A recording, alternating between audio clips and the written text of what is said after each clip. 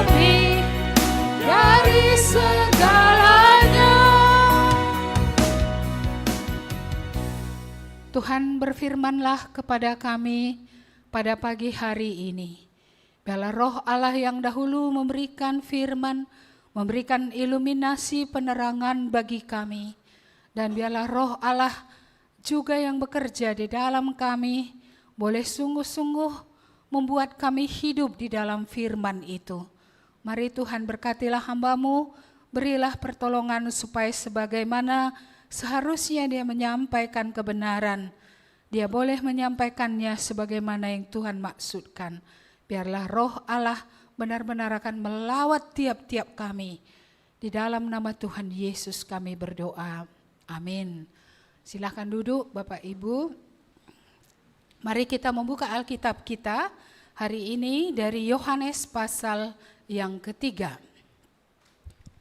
Kita akan melihat ayat yang ke-28 sampai ayat yang ke-36.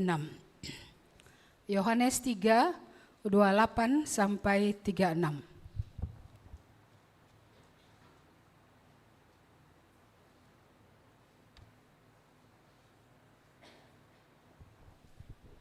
Ya, sudah dapat? Saya bacakan demikian firman Tuhan. Kamu sendiri dapat memberi kesaksian bahwa aku telah berkata, aku bukan Mesias, tetapi aku diutus untuk mendahuluinya.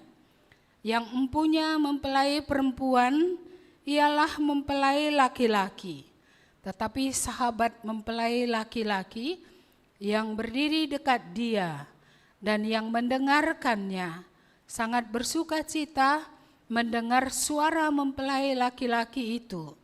Itulah sukacitaku. Dan sekarang sukacitaku itu penuh. Ia harus makin besar, tetapi aku harus makin kecil. Siapa yang datang dari atas adalah di atas semuanya. Siapa yang berasal dari bumi termasuk pada bumi dan berkata-kata dalam bahasa bumi. Siapa yang dari sorga adalah di atas semuanya. Ia memberi kesaksian tentang apa yang dilihatnya dan yang didengarnya, tetapi tak seorang pun yang menerima kesaksiannya itu. Siapa yang menerima kesaksiannya itu, ia mengaku bahwa Allah adalah benar. Sebab siapa yang diutus Allah, dialah yang menyampaikan firman Allah. Karena Allah mengaruniakan rohnya dengan tidak terbatas. Bapa mengasihi anak dan telah menyerahkan segala sesuatu kepadanya. Barang siapa percaya kepada anak, ia beroleh hidup yang kekal. Tetapi barang siapa tidak taat kepada anak, ia tidak akan melihat hidup, melainkan murka Allah tetap ada di atasnya.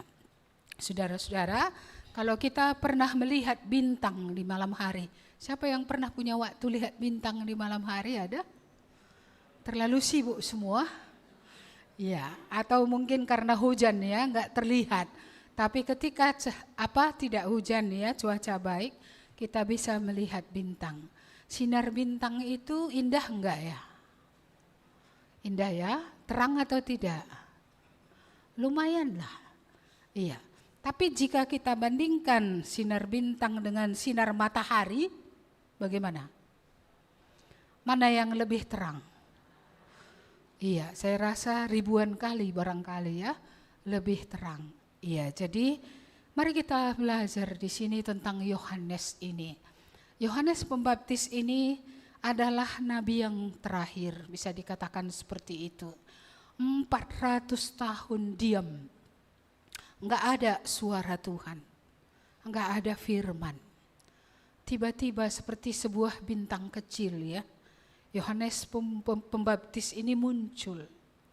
Ya, Tuhan mengutus dia lewat keluarga yang mandul, karena Zakaria dan istrinya ya tidak bisa beroleh anak, tetapi Tuhan memberikan kepada mereka seorang anak. Dan inilah seperti bintang yang bersinar tadi. Dia mulai menerangi kegelapan di Israel. Dia mulai berbicara setelah dia menjadi dewasa. Bertobatlah sebab kerajaan sorga sudah dekat. Bertobatlah. Saya rasa dia betul-betul berteriak loh. Iya. Dan kita melihat bagaimana dia hidup. Iya, dia hidup, makan dari apa yang ada di hutan sana. Ada di sana belalang, itu dimakannya. Ada di sana madu, itu dimakannya. Iya, dia tidak mempertahankan harus hidup di rumah bapaknya yang adalah seorang imam. Dia keluar dari sana dan dia makan madu hutan. Apa yang ada di hutan lah. Saya rasa dia nggak pernah masak ya. Iya, dia makan makanan yang murni. Seperti itulah dia dipanggil oleh Tuhan. Tetapi dia tadi berteriak-teriak ya. Apa katanya? Bertobatlah, bertobatlah. Dan di sini tadi kita melihat pengakuannya tentang siapa dia. Dia berkata, aku bukan yang kalian tunggu-tunggu. Yang kalian tunggu-tunggu itu bukan aku. Iya, orang selalu butuh pengakuan orang lain. Tapi kita melihat bagaimana Yohanes Pembaptis bukan pengakuan manusia yang dia butuhkan. Lagi pula dia benar-benar sadar siapa dia. Aku bukan Mesias.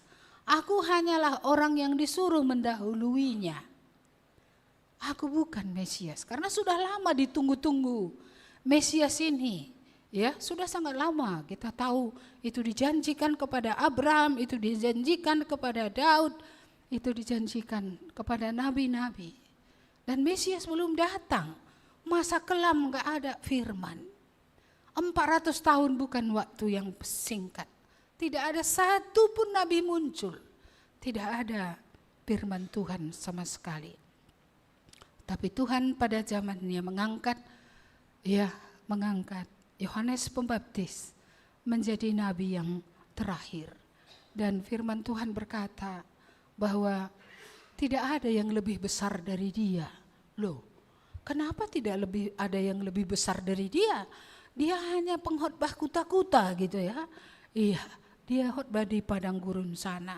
Mimbarnya pun gak ada. Baju gini gak ada. Ini gak penting ini ya, cuma karena pelantikan kita GKMI ya saya pakailah sekali ini kan gitu ya.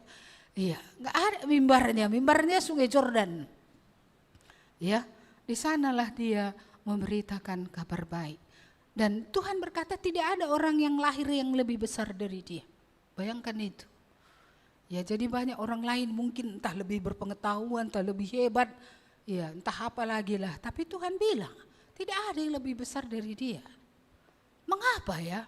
Tuhan bilang gak ada yang lebih besar dari Yohanes Pembaptis yang berkhotbah di tepi Sungai Jordan, yang teriak-teriak bertobatlah sebab kerajaan Allah sudah dekat. Ya, mengapa tidak ada yang lebih besar dari dia? Ada 3 poin yang saya renungkan ketika mempersiapkan ini. Yang pertama adalah kerendahan hatinya. Iya, kita melihat tadi di sini bahwa aku bukan Mesias. Aku hanya yang mendahuluinya. Ya, aku ini hanya perantara untuk membawa seorang pengantin perempuan kepada pengantin laki-laki. Ya. Dan sukacitaku adalah ketika pengantin laki-laki itu bersukacita. Aku bersukacita ketika dia bersukacita. Jadi kita lihat bagaimana hidup daripada Yohanes Pembaptis ini. Dia bukan orang yang kamu lihat aku yang dipanggil dari antara begitu banyak setelah ratusan tahun, enggak ada. Dia seorang yang humble. Dia seorang yang rendah hati. Dan kita lihat ketika murid-muridnya datang padanya. Guru, orang yang engkau tunjukkan siapa dia. Karena ketika di Sungai Jordan itu Yesus datang untuk dibaptis. Ya, Yohanes Pembaptis pernah berkata, lihatlah anak domba Allah yang menghapus dosa dunia. Lihat, anak domba Allah, ini yang kamu tunggu-tunggu ini. Ini yang menghapus dosa dunia. Jadi ketika murid-muridnya datang melapor, Guru, orang yang kau bilang dia ya anak domba Allah yang membasuh dosa dunia itu, ya dia membaptis juga. Sebenarnya bukan Yesus yang membaptis ya, tapi murid-muridnya. Ya, dan lihat orang-orang mengikuti dia. Ya, maksudnya murid-murid Yohanes pun meninggalkan Yohanes gitu loh. Lalu pergi untuk mengikuti Yesus. Apa katanya? Iya, apa kata Yohanes Pembaptis? Wih, dia enggak bilang, iya ya, masa aku ngajari pergi dia kepada Yesus gitu ya, enggak.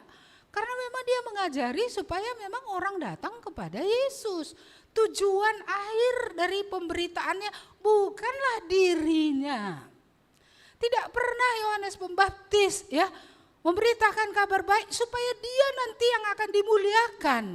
Ya, supaya dia yang akan disembah orang, enggak pernah. Dia sadar, dia hanyalah alat supaya orang bisa sampai kepada Yesus.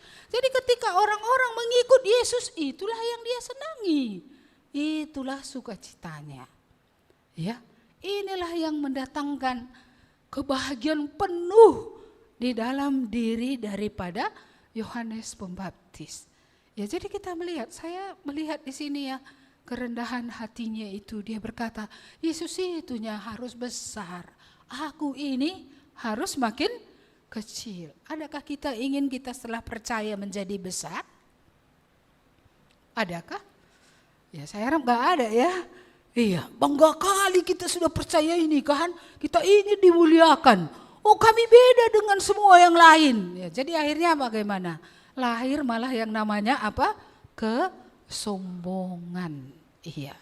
Yohanes Pembaptis walaupun pakaiannya dari apa? Dari kulit binatang.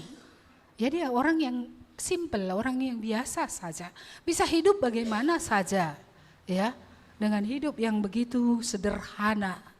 Ya, tapi kita melihat dia orang yang dikatakan Tuhan.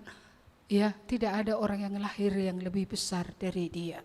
Mungkin di mata dunia dia hanya orang yang gagal karena khotbah pun di padang gurun. Ya, mungkin dikatakan, oh dia bukan khotbah di tempat raja-raja. Dia bukan khotbah di tempat istana ya, atau di tempat orang-orang bangsawan-bangsawan, bukan. Tetapi kita melihat bagaimana dia ya. Dia seorang yang sangat rendah hati. Ya, belakangan ini itu yang saya pikirkan. Tanpa kerendahan hati, bagaimana Tuhan bisa memakai orang gitu ya. Yesus sendiri sangat rendah hati. Dia yang datang dari sorga. Dia diutus dari sorga.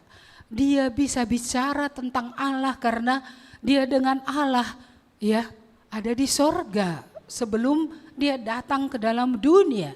Tidak ada yang dia tidak mengetahuinya, tapi dia datang ke dalam dunia menjadi seorang manusia biasa yang di mata orang mungkin rendah. Siapalah itu?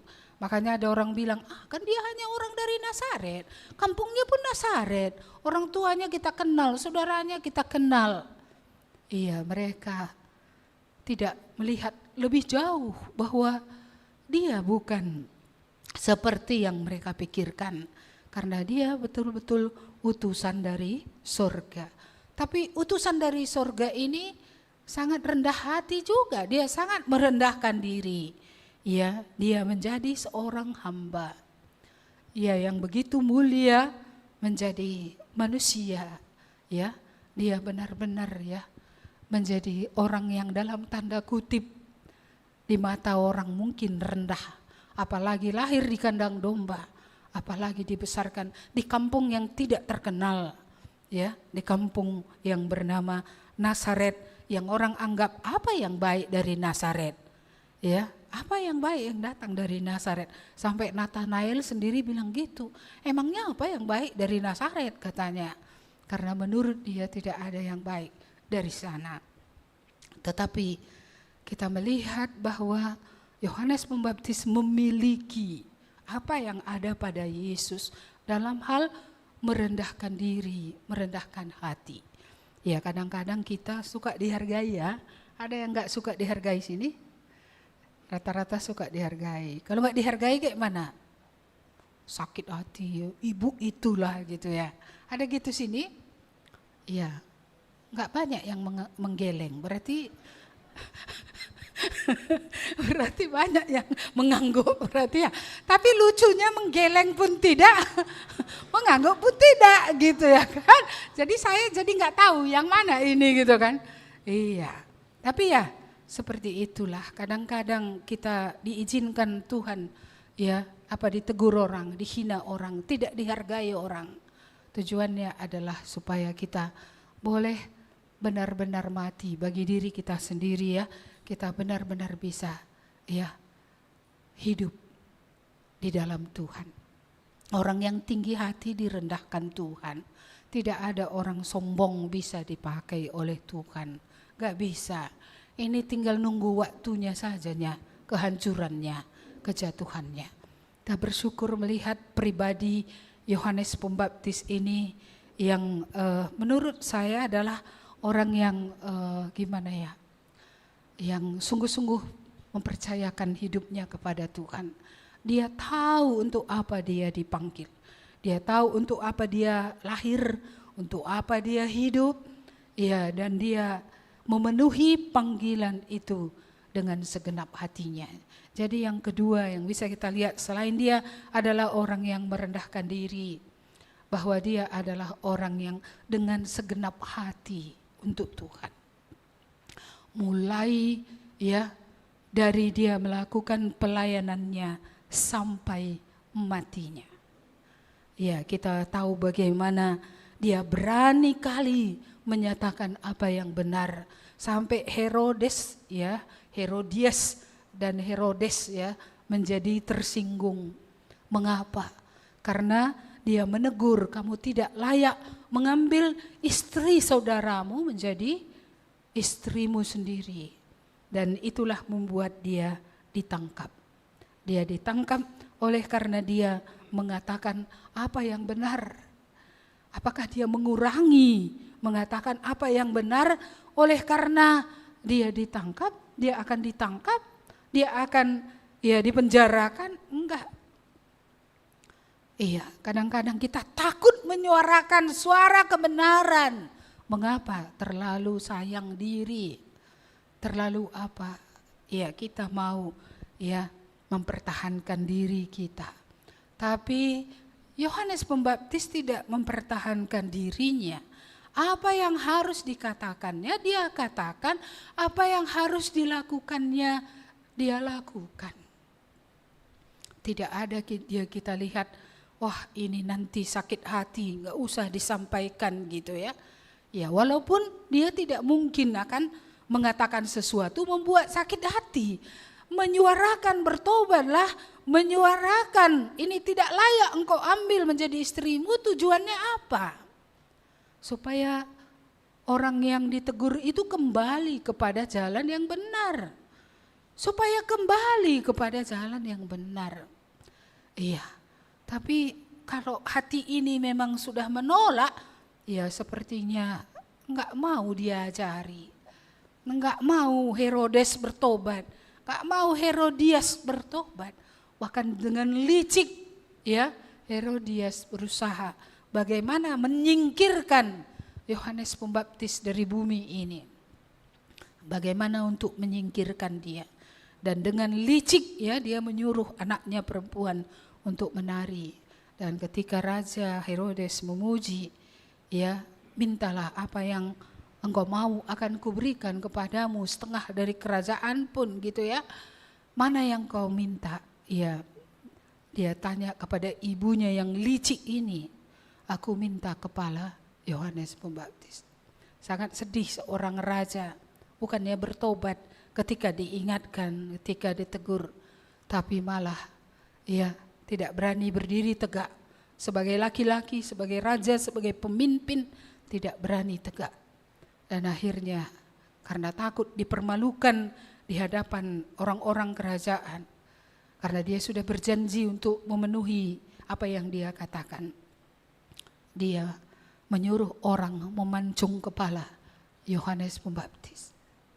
Mungkin dunia berkata Yohanes Pembaptis gagal karena apa hasil daripada apa yang dikerjakannya. Dunia bisa saja menilai dia adalah orang yang gagal, berakhir dengan mati. Berakhir dengan kepala ditaruh di atas baki ya. Tetapi mata dunia menilai sesuatu dengan mata Tuhan menilai sesuatu sungguh sangat berbeda. Dunia menilai apa yang dia punya. Dia tidak punya apa-apa, khotbah di padang gurun, di tepi sungai Yordan. Dia punya apa? Bajunya pun hanya dari kulit binatang, makanannya enggak mewah. Dia tidak punya apa-apa. Berakhirnya pun dengan tragis, karena dia dibunuh. Tapi Tuhan berkata tidak ada orang yang lahir yang lebih besar daripada Yohanes Pembaptis. Tuhan melihat seluruh kesungguhan hatinya, seluruh pengabdiannya, seluruh hidupnya yang diserahkan kepada Tuhan. Itu Tuhan lihat. Lalu yang ketiga tadi yang bisa kita lihat di sini, bagaimana Yesus inilah menjadi fokus daripada segalanya. Makanya tadi dia ingin supaya pengantin wanita itu bertemu dengan pengantin laki-laki. Dia ingin orang-orang Yahudi itu menikah dengan Yesus. Dalam arti kata menjadi satu dengan Yesus. Beroleh keselamatan hidup bersama Yesus di bumi ini sampai kepada kekekalan. Dia harus makin bertambah. Aku harus makin berkurang. Bagaimana kita rasa kalimat ini? Apakah dalam hidup kita tambah besar memang kelihatan Yesus itu? Ibarat sinar matahari tadi. Sinar bintang itu enggak kelihatan, enggak apa-apa kan, karena memang dia hanya bintang, dia kecil. Tapi sinar matahari itu supaya bersinar bisa dilihat oleh setiap orang. Maka di sini dia juga mengatakan kepada bangsa Israel, apa bedanya dia diutus dengan Yesus diutus. Yesus dari sorga, dia dari bumi. Yesus dari Allah, dari sorga datang. Dia adalah orang yang dipilih, diangkat. Tetapi Yesus dari kekekalan. Dia datang ke dalam dunia. Cuma sedih juga kalau kita dengar tadi di sini bahwa Yesus bersaksi tentang Allah, tentang sorga, tentang semua yang didengar dan dilihatnya. Tetapi ada juga orang-orang yang tidak mempercayai kesaksiannya. Syukurlah kalau ada orang yang percaya, dan karena percaya akhirnya mengakui bahwa Allah itu benar. Allah itu benar. Dan orang yang percaya ini akan beroleh hidup yang kekal. Saudara-saudari, adalah sukacita saya sejak dari muda kalau orang datang kepada Yesus beroleh keselamatan. Saya dulu juga sempat bergaji banyak karena kerja di sekolah internasional pada tahun 80-an. Bukan pada zaman kita ini, kalau sekarang internasional juga belum terlalu tinggi kali penghasilannya. Tapi pada tahun 80-an kalau kita bisa bekerja di internasional, sekolah internasional atau perusahaan internasional, itu uang suka-suka. Tapi seperti itu, saya menerima uang banyak, tapi saya tidak suka cita. Tapi ketika saya cerita Tuhan Yesus kepada orang itu sampai kepada keselamatan, saya sangat senang. Kalau Yohanes bilang tadi, itulah sukacitaku, melihat pengantin perempuan itu bertemu dengan pengantin pria itu. Pengantin pria itu bersukacita, itu juga sukacitaku. sukacita Yesus menjadi sukacitanya. Ya itu juga menjadi sukacita saya, sehingga akhirnya ketika Tuhan bicara, tinggalkanlah semuanya. Pegawai negeri pada waktu itu adalah masih dikejar-kejar orang. Itu adalah jaminan untuk hari tua, itu jaminan untuk banyak hal. Ya, tapi waktu itu Tuhan bicara, tinggalkanlah. Iya, saya meninggalkan segala sesuatu untuk 1-2 jiwa yang akan sampai kepada keselamatan. Ya, saya bersyukur beberapa hari lalu ketika mengunjungi Pak siapa? Pak Putri. Iya, suatu mujizat besar terjadi. Kalau Bapak itu akhirnya boleh datang kepada Tuhan. Iya, itu adalah pagi yang istimewa. Mengapa istimewa? Tidak ada tamu di rumah sakit itu, kami saja. Dari pagi hari sampai 1:30 siang kami pulang, tidak ada orang datang. Perawatnya pun karena lihat saya buka Alkitab, kurasa mundur dia. Enggak ditensinya lagi dia. Supaya apa? Ya, saya rasa itu kesempatan yang Tuhan beri. Inilah the golden time, waktu emas yang kita tidak pernah mengerti, di mana Tuhan bisa menyadarkan, di mana Tuhan bisa meyakinkan, di mana orang bisa merendahkan diri datang kepada Tuhan. Dan sukacita saya masih tetap sama dengan dahulu ketika orang-orang datang kepada keselamatan. Itu masih tetap sukacita saya yang terbesar. Melihat hati yang mau datang kepada Tuhan, itu adalah harta saya, sukacita saya. Apa yang menjadi tujuan Tuhan dengan kematiannya di kayu salib, dengan pengorbanannya yang besar itu bisa sampai, itu sungguh membuat terharu ya. Dan terharu menangis bukan karena sedih, tapi karena sukacita, karena sampai hari ini Tuhan masih bekerja, Tuhan masih memakai, masih ada jiwa-jiwa satu-satu, walaupun tidak seperti dulu satu camp 50 orang bertobat gitu ya. Ya, hari ini satu-satu, tapi 50 atau satu. Pokoknya satu jiwa pun pindah dari dalam neraka ke surga, dari dalam kegelapan kepada terang. Inilah sukacita saya. Ya, jadi kita yang sudah menerima Tuhan, kita sudah dinikahkan dengan Tuhan, bersama-sama dengan Tuhan. Bagi Yohanes Pembaptis itulah sukacitanya.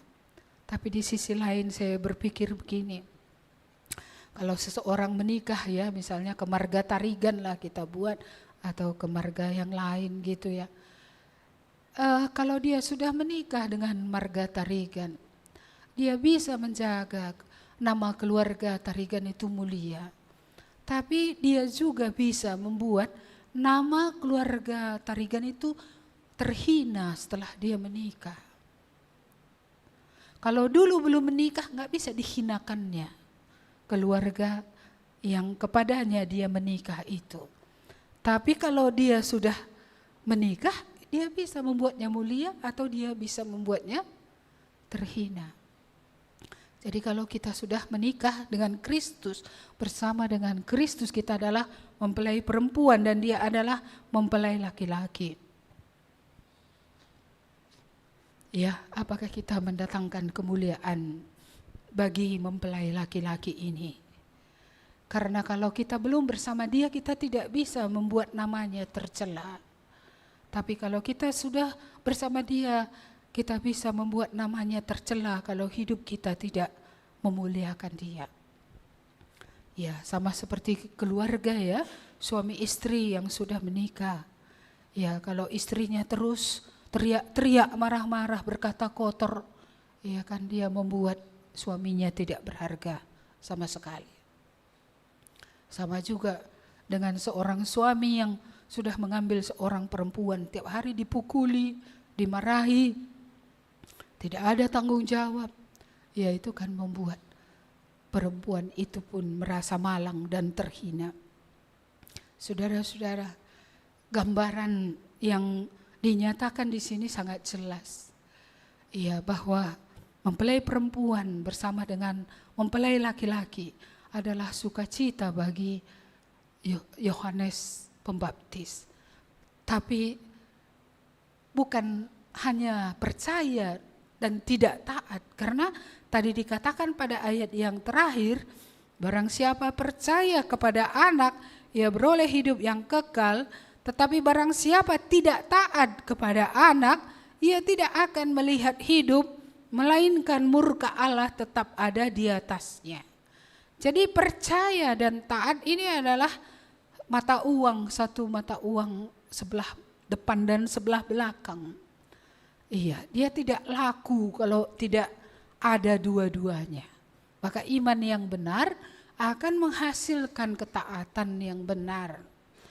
Iya, iman yang tidak benar tentu tidak menghasilkan ketaatan. Iya, karena katanya tadi, saya ulangi lagi, barang siapa percaya kepada anak, ia beroleh hidup yang kekal. Tetapi barang siapa tidak taat kepada anak, ia tidak akan melihat hidup, melainkan murka Allah tetap ada atasnya. Berarti iman ini tidak mungkin tidak dibarengi dengan bukti iman, yaitu ketaatan. Memang iman menyelamatkan, tapi iman yang menyelamatkan itu harus nampak real, ya, dalam kenyataan, dalam ketaatan kepada Tuhan. Karena kalau tidak taat, katanya tadi, tidak hidup dan murka Allah tetap ada. Iya. Maka orang yang melayani saya puluhan tahun yang lalu pernah bilang, betapapun banyaknya air matamu gak ada gunanya kalau engkau tidak taat. Iya, sebenarnya saya menangis ya karena saya sedih melihat ya saya kotor dan berdosa, layak ke neraka. Betapa besar kasih Allah itu pun membuat air mata saya mengalir juga. Bagaimana dia mengasihi sehingga saya bisa sampai kepada keselamatan. Tapi saya tetap mengingat perkataannya itu.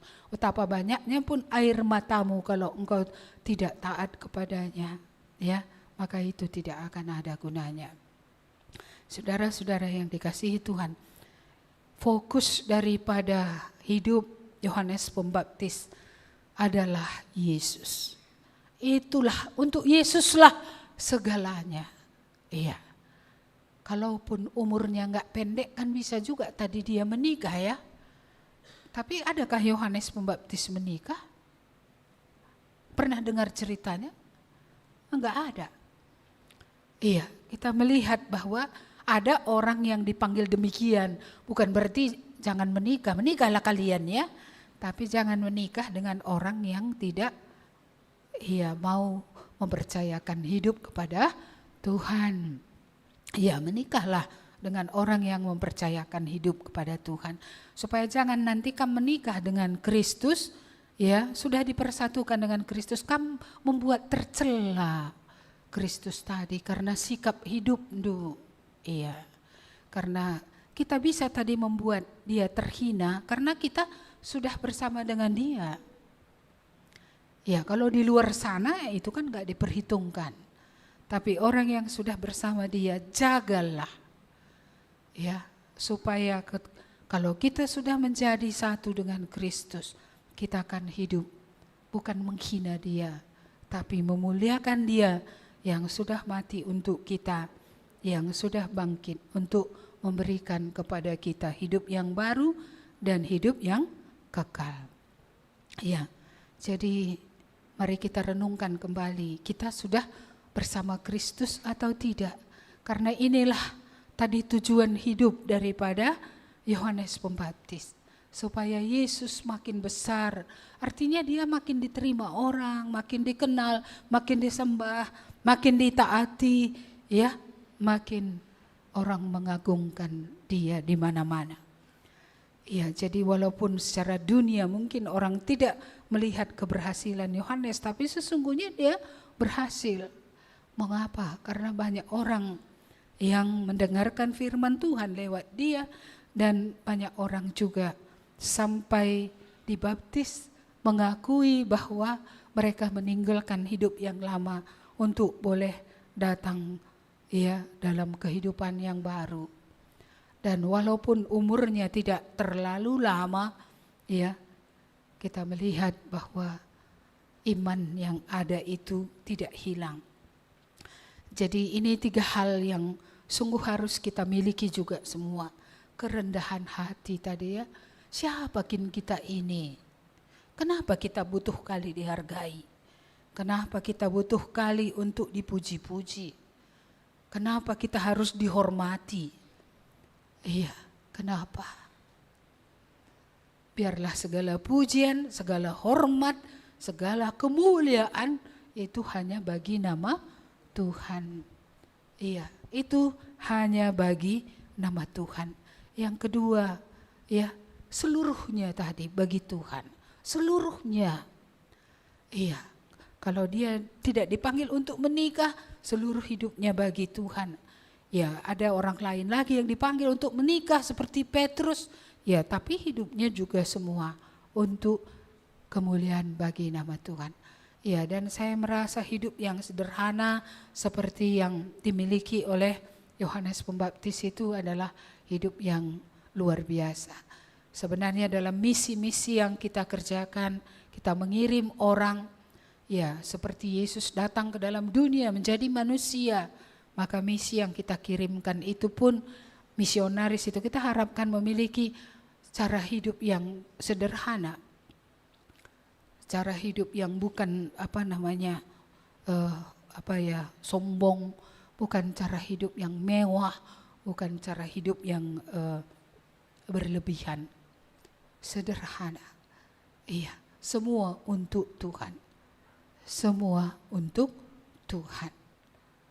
Waktu, tenaga, ya, semua yang ada. Ya, kalau ada harta pun untuk Tuhan. Semua untuk Tuhan. Sebenarnya apa sih yang dibutuhkan oleh seorang hamba Tuhan, saya pikir? Iya, cuma 1 petak tempat tidur dan makanan. Saya rasa cuma itu. Iya, makanya ya saya heran juga kalau orang menamakan diri hamba Tuhan, lalu tujuannya adalah kemewahan, ya, harta dunia gitu. Ya, itu di luar sanalah kita tidak seperti itu. Ketika kita dicukupkan Tuhan dengan apa yang perlu, cukuplah itu. Toh tidak ada yang kita akan bawa pulang, ya, harta itu. Kecuali harta yang dipersembahkan, itu saja yang akan dibawa pulang. Karena apa yang diserahkan kepada Tuhan itu yang kekal. Tapi apa yang dipegang sendiri tidak akan ada yang kekal. Dan yang terakhir tadi, fokusnya ya, apapun itu Yesus. Ia tambah besar, ia tambah besar, aku tambah kecil. Aku dihina gak masalah, aku tidak dipuji gak masalah, aku gak dihargai gak masalah, aku tak diperhitungkan orang gak masalah. Asal Yesus ya diperhitungkan, asal orang datang kepada Tuhan. Janganlah sempat kita mencuri kemuliaan Allah, karena cukup banyak orang yang sudah Dia yang dimuliakan. Kalau orang berdoa, dia berdoa sembuh, seperti Dia yang menyembuhkan. Padahal sebenarnya yang menyembuhkan Tuhan. Ketika Dia memberitakan firman, orang bertobat seperti Dia yang menobatkan. Bukan, itu pekerjaan Roh Kudus, itu pekerjaan Tuhan.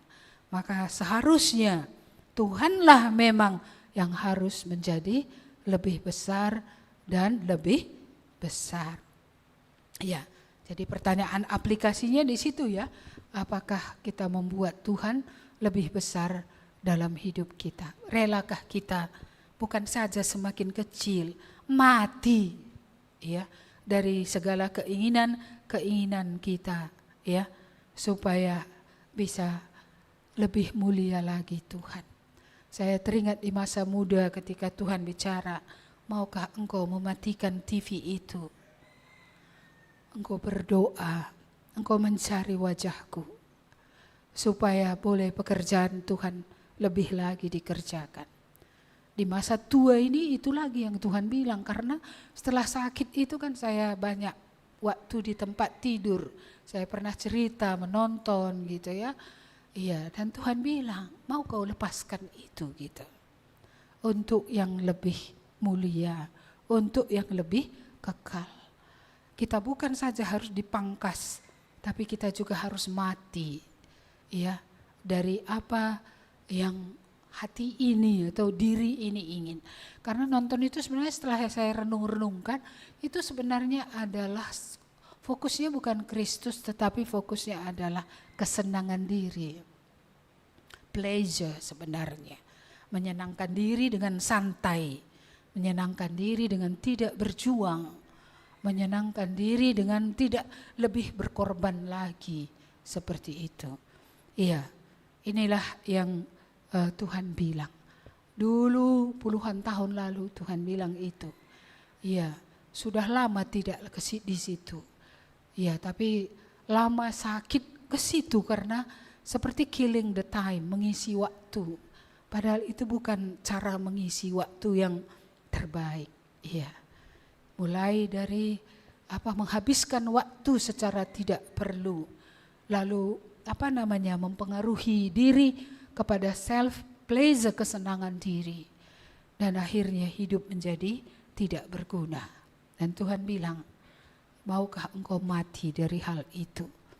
Iya, maka saya pernah memikirkan maunya tema khotbah sekali ya, matikanlah gitu, itu aja maunya temanya gitu. Iya, karena memang harus ada yang dimatikan, iya. Harus HP pun dimatikan ya. Iya, jangan nanti HP-nya nggak mati-mati, WA-nya nggak mati-mati ya. Iya, jadi akhirnya hidup kita tak berguna, tidak berguna. Kalau mau menjadi bejana yang berguna harus dikuduskan. Benar-benar harus dibersihkan. Tidak ada piring kotor yang kita akan pakai untuk makan. Semua piring yang kita pakai maunya bersih dulu, baru kita makan. Ya kan? Kan bersih dulu piringnya baru mau piring itu dipakai kan? Apakah Tuhan gak lebih lagi? Dan dia sudah menyediakan darah Yesus sempurna. Ya, sanggup menyelamatkan kita dari sempurna. Supaya kita bisa berguna dalam tangan Tuhan. Ya, jadi kalau hari ini Ibu Litna, saya manggil Ibu ya. Iya, Ibu Litna sekali ini ya. Ibu Litna Mariana Berusi Tepu akan dilantik secara secara jabatan gerejawi. Karena selama ini kan dia tenaga orientasi. Walaupun sebenarnya dia lahir di GKMI, besar di GKMI kan gitu ya. Tapi itu pun masih pakai orientasi lagi. Ya, dan itu semua sudah dijalani. Ya, dan secara struktur hari ini kita akan melantik dia menjadi pendeta muda. Ya, kita harapkan setelah bertambah tenaga secara struktur, tapi kalau sebenarnya tenaga secara rohani kita sudah dipanggil Tuhan, gak ada tambahnya ini. Itu juga ya kan? Iya, tapi karena struktur ini tadi, ya ini akan menolong, ya bisa selama ini misalnya harus Tio yang datang dari Porsea hanya untuk nguburkan gitu kan. Ini kan udah ada pendeta muda walaupun gak pendeta, nanti udah bisa menguburkan kan. Berarti kan sudah ada artinya hal-hal yang bisa dikerjakan lebih banyak. Iya, jadi inilah supaya kita mendukung pelayanan ini, kita selalu kerja tim ya. Ingat, pekerjaan Tuhan bukan kerjaan sendiri. Itu bukan pekerjaan hamba Tuhan saja. Itu bukan pekerjaan majelis gereja. Yang dikatakan majelis itu hamba Tuhan, penatua, diaken, orang-orang yang ditugaskan di gereja ya. Bukan itu aja. Pekerjaan Tuhan ini kerja keroyokan. Semua kita harus bekerja bersama-sama. Saya bersyukur untuk pos anak yang 8 atau 9 sudah ada di rumah jemaat yang ada hari ini ya. Ya, saya rasa itu pun kalau dikumpulkan itulah saya bilang sama Nela. Kalau kita kumpulkan kurasa nggak muat di gereja, aku bilang. Kalau 200 anak terpaksa di lantai 3 kosongkan semua plong kan. Iya, belum pernah kita doakan pula lantai 3 ini kan. Jadi ya terpaksa saya bilang di rumah-rumah itu sajalah Natalnya dibuat, tapi ada dibuat di gereja, mungkin dari pos-pos kecil ini di rumah-rumah ini perwakilan sajalah ke gereja. Jadi ini juga kan sudah kerjasama tadi. Ini kalau ada 9 tempat pelayanan anak di luar gereja, itu kan sudah berapa orang yang melayani di sana. Iya, baik di Binjai, baik di Pancur Batu, baik di Kampung Lalang, baik di Simalingkar B gitu ya kan. Jaba itu kan udah berapa banyak tenaga. Jadi kalau semua orang-orang percaya di gereja ini bergerak, Tuhan senang. Jangan berpikir, sibuk kali kalian semua gitu ya. Enggak, Tuhan senang. Iya, kalau sungguh-sungguh kita juga seperti itu tadi, rendah hati, menyerahkan segala sesuatu untuk Tuhan. Dan kita mau bukan kita dimuliakan dalam pekerjaan Tuhan itu. Oh hebat sian itu, di rumahnya dibuka pelayanan. Bukan, supaya nama Tuhan tadi bisa dikenal orang. Orang-orang bisa sampai kepada keselamatan. Ya, jadi kita bersyukur, dan untuk Ibu Litna secara khusus supaya pelantikan secara struktural ini ya akan menolong lagi ya untuk boleh lebih lagi ya mengerjakan apa yang dipercayakan Tuhan untuk dikerjakan. Baik, mari kita berdoa. Terima kasih Tuhan atas firman-Mu. Kami belajar dari hidup Yohanes Pembaptis ini, bagaimana dia dengan rendah hati, memang sadar dia bukan Mesias, dia hanya pengantara, dia membawa orang kepada Yesus. Dia orang yang sangat rendah hati dengan cara hidupnya yang begitu simpel dan sederhana. Sekalipun di mata dunia mungkin apa yang dikerjakannya itu tidaklah berarti, tetapi di mata-Mu Tuhan semua itu berarti, karena dia telah melakukan segalanya dengan maksimal seumur hidupnya. Sampai tugas yang dipercayakan Tuhan itu selesai, dia tidak pernah tidak mengerjakan apa yang dipercayakan Tuhan kepadanya dengan segenap hatinya dalam seluruh keberadaannya. Dan kami bersyukur boleh belajar, dan ini juga menjadi doa kami, supaya semakin besarlah Tuhan itu dalam hidup kami. Kami pun membesarkan Dia, orang pun melihat kami membuat Tuhan itu mulia dan besar. Dan sikap hidup kami tidak menghinakan Tuhan yang besar itu, yang bersedia menerima kami menjadi anak-anaknya. Kami berdoa supaya Roh Allah yang suci akan bekerja, supaya sungguh kalau kami sudah menjadi satu dengan Kristus, menerima Kristus dalam hidup kami, Tuhan tolong kami menjadi orang yang taat, orang yang tidak membuat nama Tuhan dicakapkan orang, dihinakan orang karena kelakuan kami tidak sebagaimana yang Tuhan inginkan. Kami merindukan supaya umat-Mu Engkau berkati dengan hati yang baru itu, yang benar-benar berubah sehingga memiliki sikap hidup yang berubah. Karuniakan juga kepada kami perkataan-Mu ya Tuhan. Karena Engkaulah yang telah memberikan Roh Kudus, Roh yang tidak terbatas kepada setiap orang yang percaya. Supaya kami boleh membagikan, supaya kami boleh menceritakan, menyaksikan tentang Tuhan. Terima kasih Tuhan, kami bersyukur untuk Roh Kudus yang Tuhan karuniakan itu, yang melampaui apa yang dapat kami pikirkan, dapat dikerjakannya, dan memiliki hikmat melampaui hikmat seluruh manusia, hikmat seluruh dunia. Kami berdoa supaya sungguh Roh-Mu yang menolong kami, supaya nama Yesus besar dalam hidup kami, dalam hidup keluarga kami, dalam hidup gereja kami, dalam hidup seluruh pelayanan yang kami lakukan. Terima kasih Tuhan, kami mengucap syukur. Dan kami menyerahkan setiap kami umat Tuhan, supaya kami terus bisa bekerja sama, supaya kami tidak memandang kiri dan kanan, supaya kami berlomba-lomba mengerjakan apa yang Tuhan suruh. Dan kami menjadi orang yang merendah hati dan bisa saling bekerja sama. Karena tidak ada kami satu yang bisa mengerjakan semuanya. Kami harus mengerjakan bersama-sama sesuai dengan karunia kemampuan yang Tuhan berikan, supaya seluruh pekerjaan Tuhan boleh dikerjakan dengan baik, dan lebih banyak lagi orang bisa mendengar kabar keselamatan, dan semakin banyak orang mengakui Yesus Engkaulah Tuhan demi kemuliaan bagi Allah Bapa.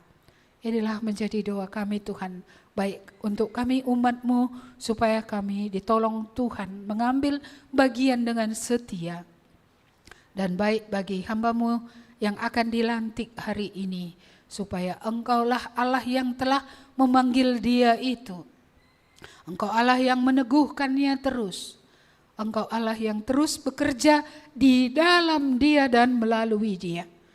Supaya sungguh apa yang Engkau mau lewat panggilan ini, semua akan sampai, semua akan dikerjakan ya Tuhan. Mari Tuhan, berkatilah saudara kami Lidna yang akan dilantik hari ini. Dalam nama Tuhan Yesus kami berdoa. Amin.